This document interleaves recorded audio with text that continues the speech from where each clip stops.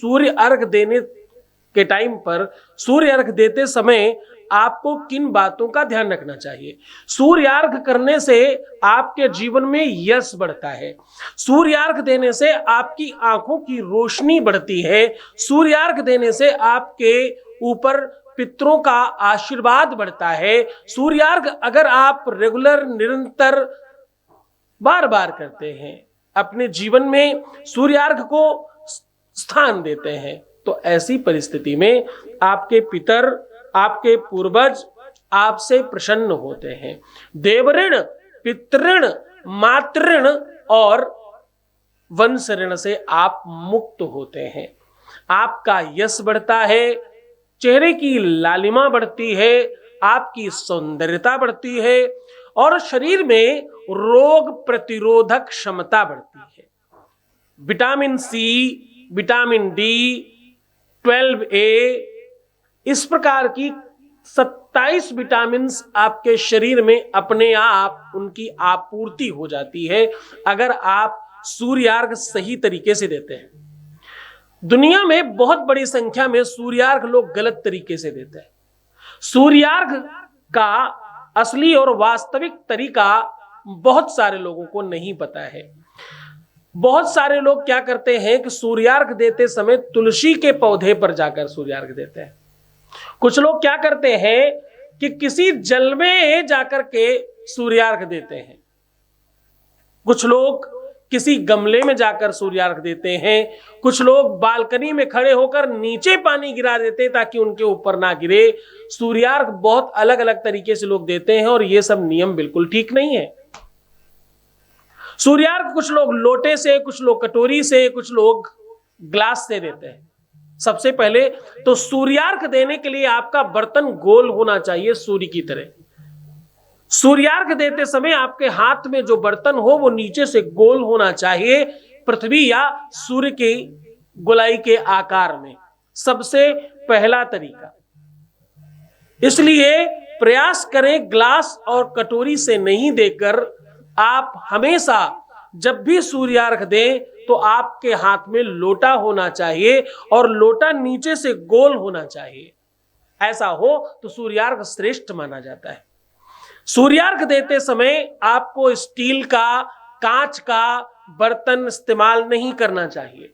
सूर्यार्घ सबसे श्रेष्ठ ताम्र पात्र में होता है, दूसरे नंबर पर पीतल में होता है और तीसरे नंबर पर कसकुट नाम की, जिसे आप और रिफाइंड करके गीलट भी समझ सकते हैं, उसके बर्तन को भी आप इस्तेमाल कर सकते हैं।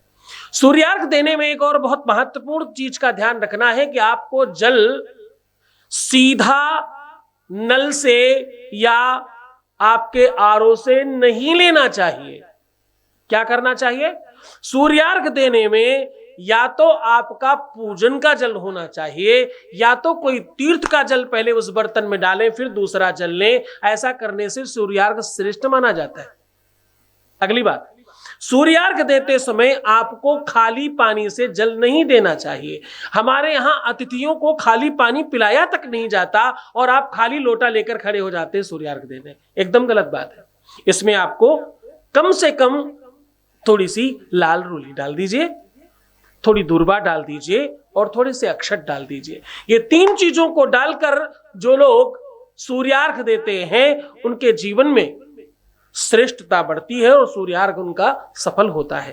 इसी में अगर आप लाल फूल डालते हैं तो आपके जीवन में रक्त संचार बढ़ता है और आपके हृदय से संबंधित रोग समाप्त होते हैं और आपका दिल कभी नहीं टूटता, रिश्ते आपके बढ़िया बने रहते हैं। सूर्यार्घ देते समय आपको एक और बहुत खास बात का ध्यान रखना चाहिए। सूर्यार्घ देने में आपके हाथ आपके सर के ऊपर जाने चाहिए। आपका हाथ आपके सर के ऊपर जा सकता है।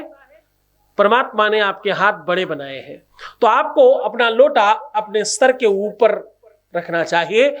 आपकी लोटे से निकलती हुई धार आपकी हाइट से कम नहीं होनी चाहिए। दूसरा नियम।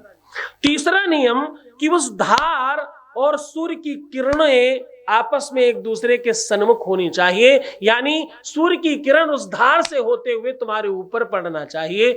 ये दूसरा नियम है इसका। सूर्य की किरणें जब उस धार से होकर आप पर पड़ती हैं तो आपकी कांति और उत्कृष्ट होती है।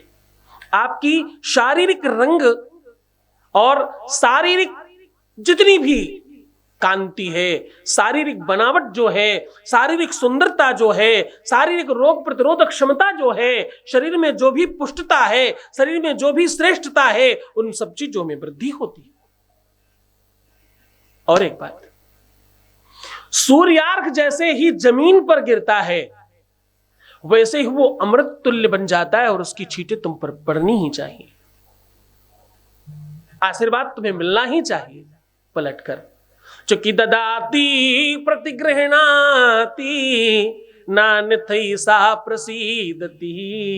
जो देते हो वो तुम्हें वापस मिलता है, आने दीजिए। सूर्यार्घ की वो छींटें आपके ऊपर गिरने दीजिए। हां, इस बात का ध्यान रखिए कि वो जल कहीं नाली में ना जा रहा हो। हां, इस बात का ध्यान रखिए कि वो जल किसी अशुद्ध जगह में ना जा रहा हो। इसलिए बुद्धिमान लोग, ज्ञानी लोग, श्रेष्ठ लोग जो होते हैं वो नीचे एक बर्तन रख देते हैं, उसमें जल गिराते हैं। छींटे तो पड़ रहे होते हैं लेकिन जल विशुद्धता से एक जगह इकट्ठे हो रहा होता है और वो इकट्ठा जल आप कभी भी गमले इत्यादि में डाल सकते हैं। सूर्यार्घ देते समय भगवान भास्कर को नमन करना चाहिए। सूर्यार्घ देते समय भगवान भास्कर का, भगवान सूर्य नारायण को बारंबार प्रणाम करना चाहिए। घणी सूर्याय नमः, ओम हम सूर्याय नमः इत्यादि मंत्रों से उनको नमन करना, उनको प्रणाम करना, ये विधि का अगला विधान है। और सूर्यार्घ संपन्न होते ही आपको सूर्य मुद्रा बनाकर सूर्य का दर्शन करना चाहिए इस छिद्र से। ऐसा करने से आपकी आंखों की रोशनी, शारीरिक ऊर्जा और आपके शरीर का प्रकाश और आपके चेहरे का नूर बहुत बढ़ जाता है।